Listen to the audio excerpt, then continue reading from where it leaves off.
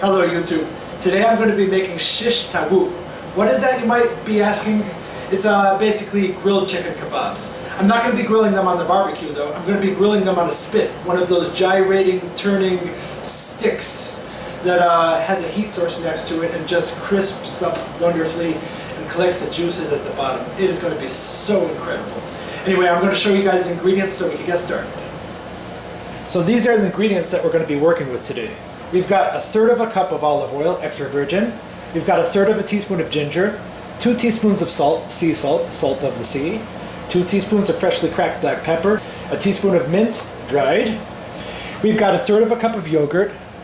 We've got 2 tablespoons of red wine vinegar.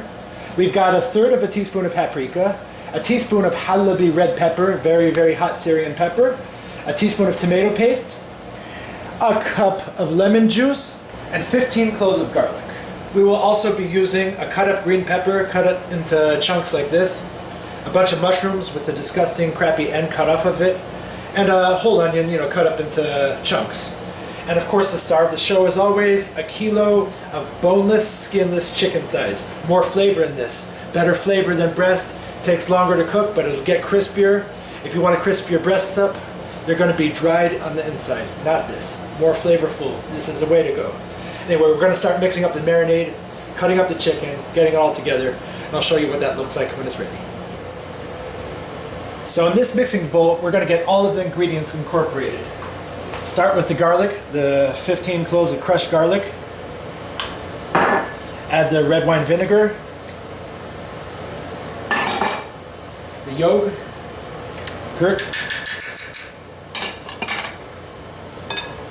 the cup of lemon juice, tomato paste, get it all in there, the hot pepper and the paprika, the mint, black pepper,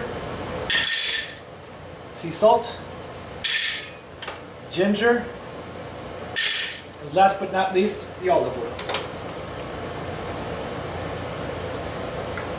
I'm going to slowly drizzle this as we're stirring.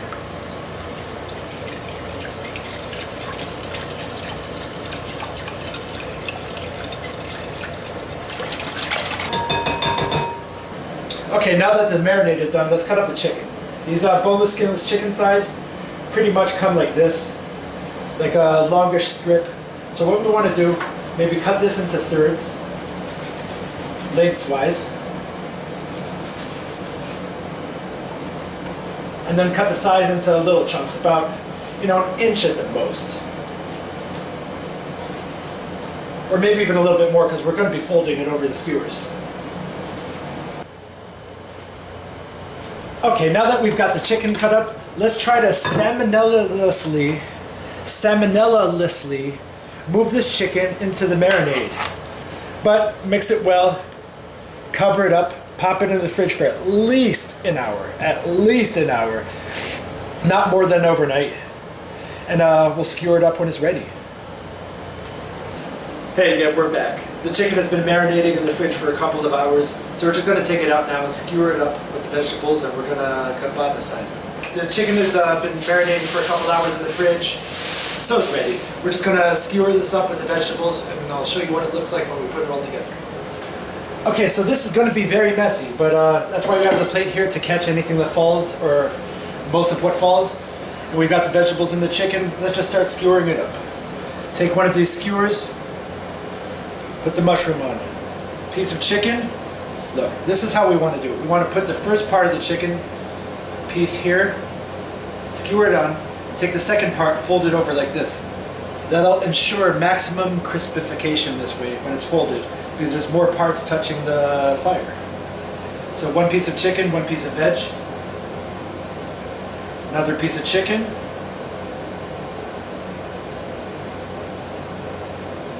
more veg. Okay guys, so we've got the chicken and the vegetables skewered up. Now we have the bottom part of the skewer here and the metal piece, and then we take the top piece and put it on. Just like so, pop it into the kebab machine. This machine is awesome. My parents have had it since probably the 1960s, and they love it. Also, the ceramic bowl I was mixing in earlier, my parents had since the 60s, and they gave that to me as well. Anyway, just put the skewers in. Okay, so we've got all the kebabs placed into the machine. This beautiful, old-fashioned, hippie revolution era kebab machine. Well, firmly placed in. Let's hope they don't tip over. Let's turn it on. There's a heat coil here, like in the oven, and that's going to heat up, and these are going to turn, and it's just going to be so beautiful. The chicken fat from the thighs, because chicken thighs have a lot of fat, it's going to drip down on top of the vegetables. The juices from the vegetables are going to drip on down. And we're going to collect all the juices in this little compartment here. It's going to be awesome. I'm hoping you guys can see this, but the coils on the inside of the spit machine are red hot, and there's juice dripping down from the vegetables and the chicken fat. It looks beautiful. It's not browned or anything like that. It's probably going to take like half an hour in total because we want it to be fully cooked. But either way, it's going to be delicious. So the kebabs are ready. The chicken is looking good, beautiful, fully cooked. Let's just take them out.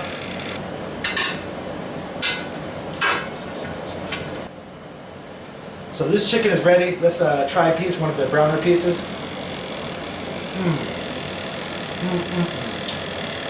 Really juicy, flavorful, tender, and delicious. We're gonna sandwich it up. Guys, so the chicken, kebabs, all of the chicken that we've had to cook is done. Very nicely charred on the outside, beautiful. We're gonna make a sandwich out of this. We've got toom here.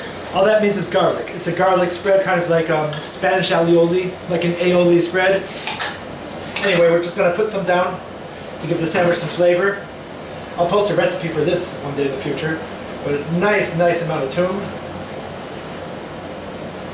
Then, a bunch of chicken spread across the board. Yes. A few veggies. Get a tomato up in there. And we got the sandwich. Then, we're gonna roll it. Wrap it up tightly. Slice it in half. You think we're done, but we're not. We've got a hot grill pan on the stove heating up, and we're just gonna grill it, press it down just to make it extra crispy on the outside. So now that the pan is nice and hot, we're gonna take the sandwiches that we wrapped up tightly, put it seam side down in the pan, like so. Put them next to each other. Then put this plate on it to weigh it down, to press it down. Okay, let's take the plate off and carefully flip them. Oh, look at that, nice and toasty on that side. Nice, smoke coming out. Fire alarm about to go off, just the way we like it. Put the plate back on, another couple minutes. Now the second side is done. I'm gonna take this off, take it off the heat, plate it up. Look, nice and compact, wonderfully beautiful. Okay guys, the food is ready, the food is cooked, the sandwiches are made, we're ready to eat. Let's take some testing bites. We got it here.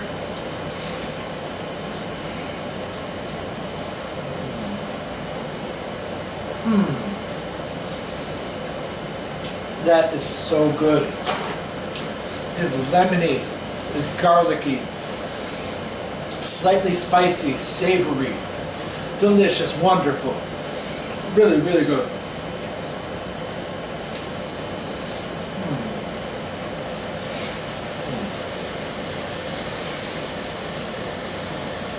As always, thank you guys so much for watching this video. Subscribe it if you like it. Hit thumbs up if you like it. If you want, of course. And enjoy. Thanks a lot. Take care.